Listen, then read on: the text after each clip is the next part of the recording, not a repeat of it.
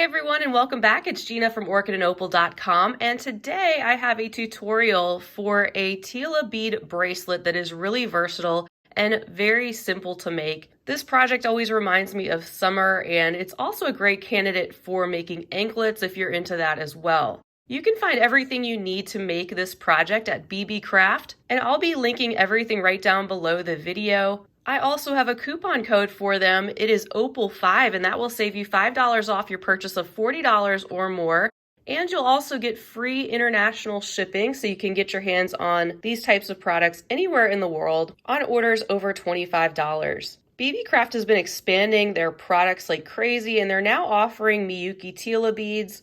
And for this project, I recommend going with maybe 5 or 6 different colors. And they don't have to be in the same color family. They can be whatever colors you want. And also try to mix up the different sizes of Tila beads. I have quarter Tilas, the smallest ones, the half Tilas, and the regular square-shaped full-size Tilas that I'll be bringing together in this bracelet. And I have 2 examples in the blue and the green, as you can see. We'll be stringing these beads onto some 0.5 millimeter beading cord. These come in all sorts of different colors on these very generous rolls. You see the pink one down below. And after we string the beads, we'll be making a square macrame knot with the cord so that we can adjust the length of the bracelet, which is always helpful. And I'll show you how to finish that off. It will make your life easier if you are able to get your hands on a product like Fray Block, but you can also use some alternatives. I've heard of people using possibly some type of craft glue like Elmer's or a fabric glue, something that you can dip the ends of your cord in to help them stay together, which will make your life so much easier when it comes to stringing on these Tila beads. I've tried it both ways, and I would definitely not recommend trying to string these on bead by bead without using some type of product like this. And besides those items, you'll just probably want a measuring tape or a ruler, also a pair of decently sharp scissors, and possibly a thread burner or a lighter so you can lightly melt the ends of your cord when you're done with your bracelet. The bracelets we'll be making today will fit between a 7 to an 8-inch wrist, and you can adjust that accordingly if you want to make your bracelet larger or smaller. But what you'll want to do first is you'll want to measure 2 pieces of your cord that are 25 inches in length. I already have mine pre-cut, so I have my 2 cords right here that are 25 inches long, and then finally you'll want to have 1 cord that's 12 inches long. So cut out all 3 of those. And I recommend trimming the end of your cord at an angle. You see mine's already cut at a slight angle there. That will just make it even easier for you to string on your Tila beads. And then what you can do, if you'll be using some product like a Fray Block or something like that to coat your thread, I just kind of thread my piece of cord right in there and coat the entire thing and then let that dry for a little bit. You'll want to just use the instructions that you find on whatever medium you'll be using for that to allow that to dry for the appropriate amount of time. And once you've trimmed all the ends of your cord at an angle and coated those in your Fray Block medium, you can move on to the next step. So next, you're going to take your 2 longer pieces of cord and put them together so the ends match up like this.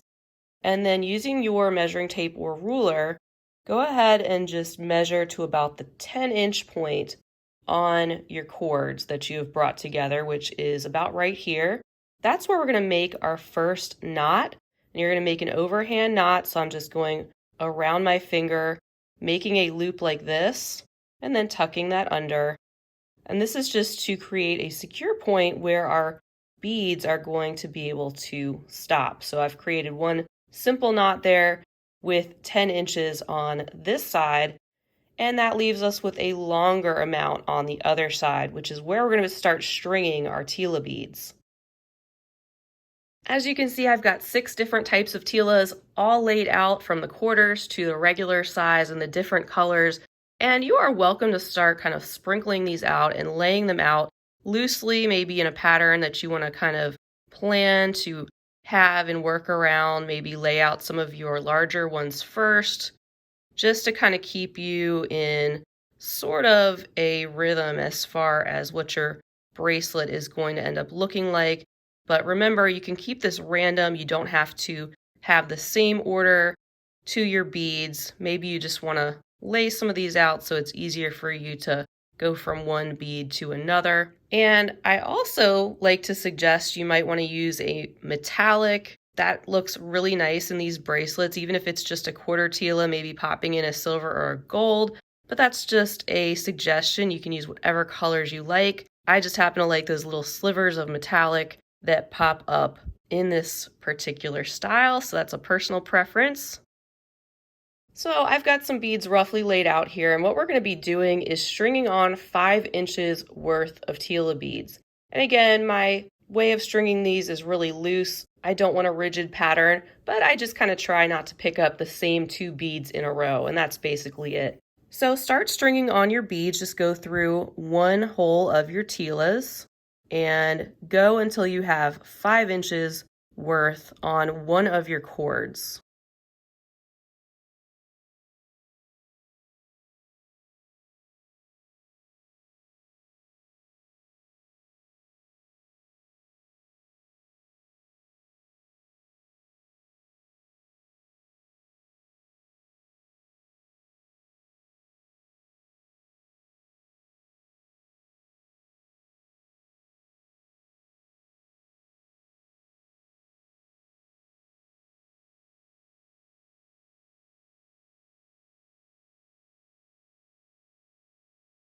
All right, so once you have all your beads strung on, you have 5 inches worth. That's what we're going with today. You can then take your second long cord and you're going to be stringing this end through all of those same beads through the open hole.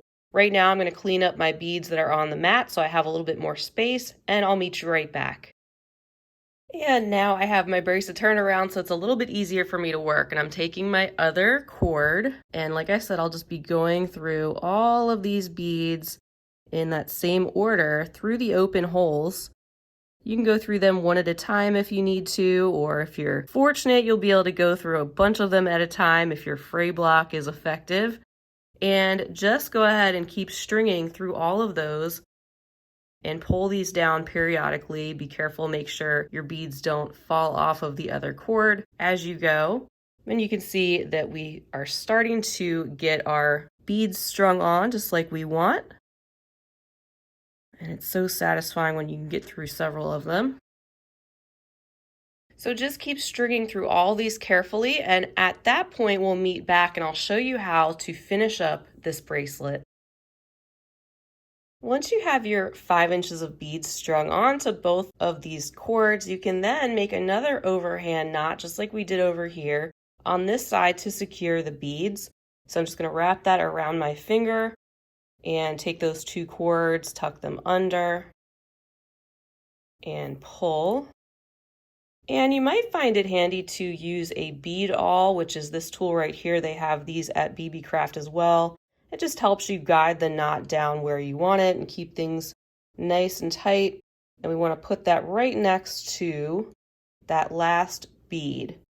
So now we have our beads strung on, we've got a knot on each side, and we're left with the 2 cords on either side like this, which we are going to bring together, and we're going to use a adjustable square knot to close this bracelet off and leave ourselves 2 knotted off ends. And that's where our third piece of cord comes in. So go ahead and bring over that 12-inch piece that you had cut off earlier. And you can take the ends of your bracelet and cross them over each other. So I'm putting one over this way. I'll bring the other side over and around and set it like that. So we want this overlap here. That's how we're going to be creating our adjustable knot that is going to include both ends of the bracelet. So get your cords from the bracelet position sort of like that, and then take the 12-inch piece. I'm going to go underneath both of those.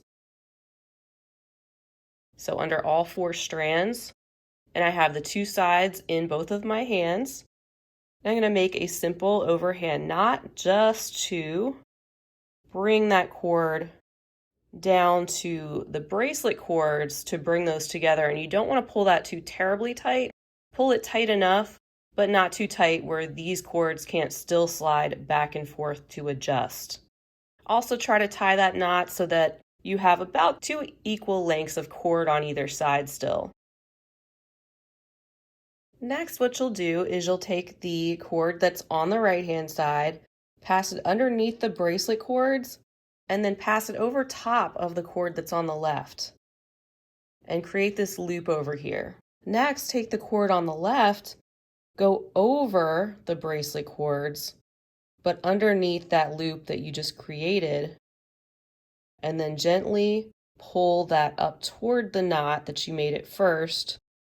And I like to sometimes hold a finger here and one here as I pull that up and just scoot that up toward that other knot.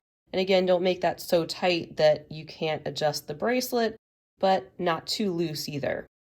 And now you'll do the same thing on the other side, taking the left-hand cord this time and going underneath the bracelet cords and over top of the cord on the right, creating a loop over here.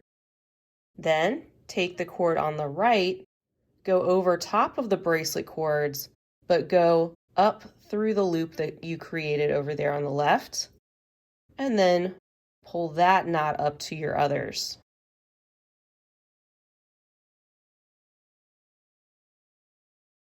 I like to keep alternating this until I've created at least 6 of those.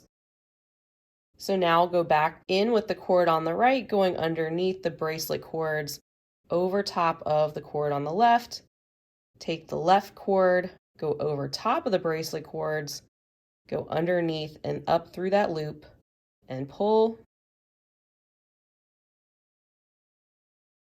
Scoot those up, and then switch sides.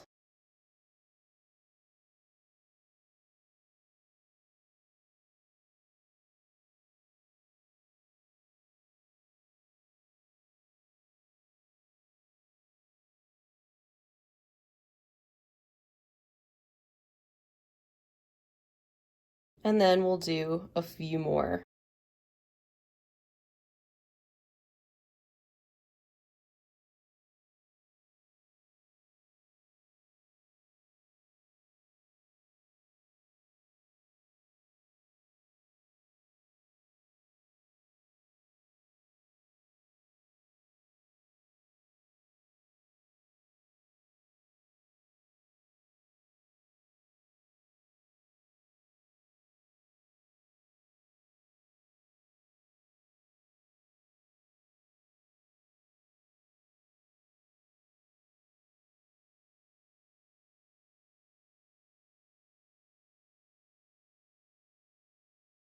All right, so I went ahead and created about 8 of those, and you'll just pull this together and try to keep it looking as consistent as possible.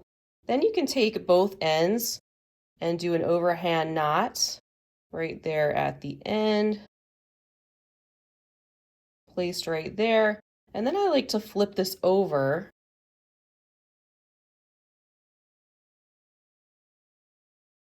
and do another overhand knot on the other side. Just like that. And again, make sure you can still pull your cords. And then you can take your scissors and trim these threads close to the knot, but not all the way up to it. And you can take a lighter or a thread zap, but basically you can just take something like that that will melt your cord right into that knot and keep that secure. So I'm just gently melting the end of that into itself and trying to keep that on top of the square knot so that we can still pull our cords like we want to, just like that. Now what you want to do is make a knot on either side to keep your bracelet only extending out so far. So I would suggest maybe about 1.5 inches. So pull that knot down until you have about 1 inch or 1.5 inches on this side, and on this side keep them at about the same distance. I think I'll make mine about right there.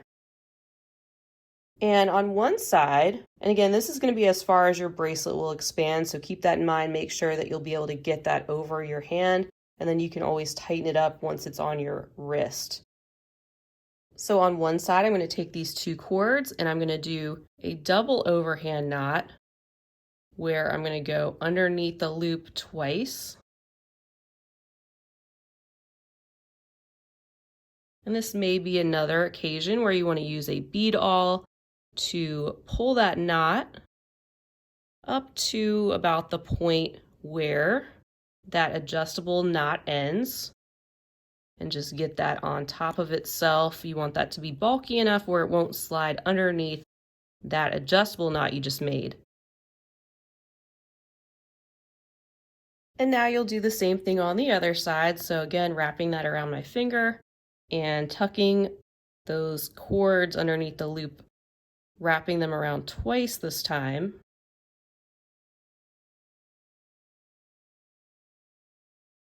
And just bringing that double knot up to the end of our square knot closure. Just like that, pulling those nice and tight.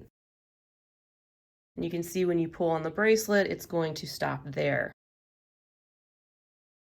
Finally, I like to do one more thing as a decoration. I already did the one on this side. I am going to string up one of the full-size Tilas on both of those remaining cords, one through each hole, and I'm going to slide that up to that knot like that. And then I'm going to make another double overhand knot, leaving a little bit of wiggle room, not too much, but it doesn't have to be tight up to that knot.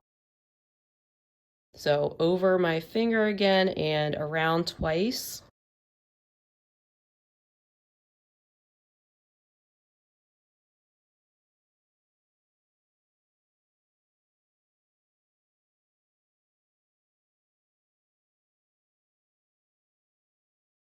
And try to keep those threads straight as you pull, and just bring down that knot just like that, so that your Tila is not going to come off.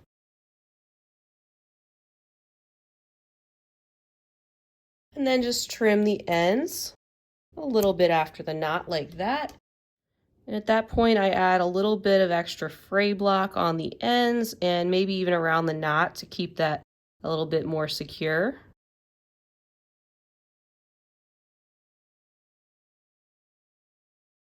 And we'll let that dry for a little bit, and your bracelet is complete.